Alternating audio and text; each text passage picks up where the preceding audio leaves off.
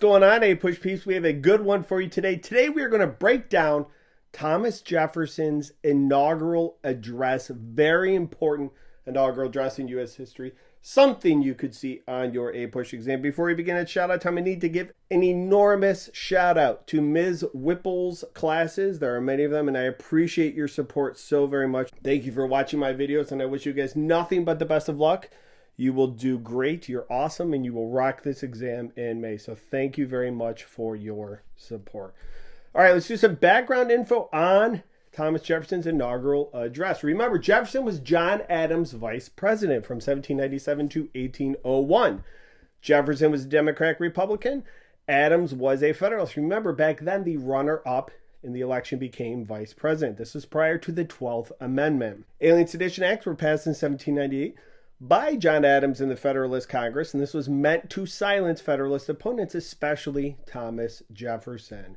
In response, Jefferson and Madison created the Virginia and Kentucky resolutions urging states to nullify the Alien Sedition Acts.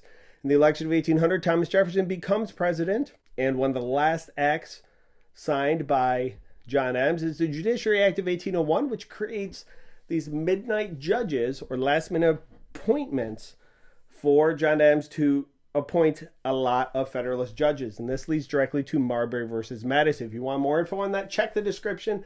I got a video describing it for you.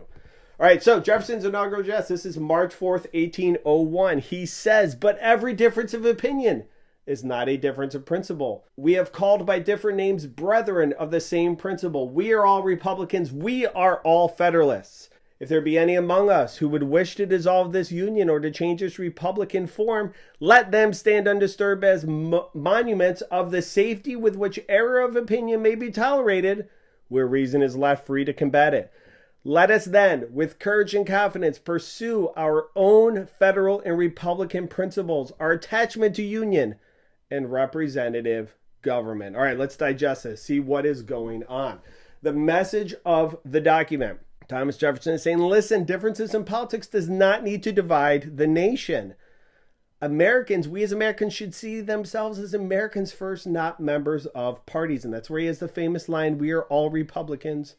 We are all Federalists." It doesn't matter what political party we are. We as Americans, we are all on the same team. Why was it important for the author to give this message to the country? Why was it important for Thomas Jefferson to say this? Well, partisan politics in the late 18th, early 19th centuries were pretty bad. Lots of mudslinging from both sides, and he's trying to reconcile that and bring everybody together. All right, it's time to hip it up with this document. Historical context, again, you have the Alien Sedition Acts of 1798, Virginia and Kentucky resolutions from the same time period, and the development of the first party system, as we mentioned, Democratic, Republicans, Federalists. The intended audience of this is Americans and members of both political parties. That's who he's preaching to. The purpose is to unite Americans and to set aside political differences. Again, we are all Federalists, we are all Republicans. Keep coming back to that.